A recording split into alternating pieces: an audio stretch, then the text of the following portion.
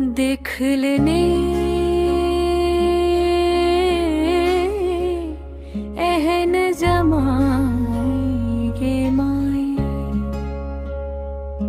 भन भन भृंग मकै सखी है सह सह करनी सांप आगु पाछू भूत भभूत लय कर देखी जी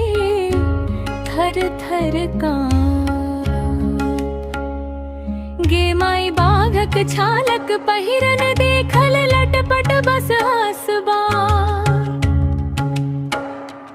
एक हाथ डिम डिम डामरु बजब एक हाथ मनुष्य कपार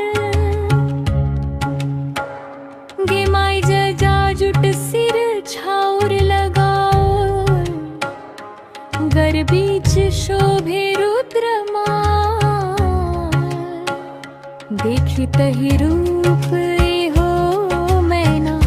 पड़ेली सखी सब भे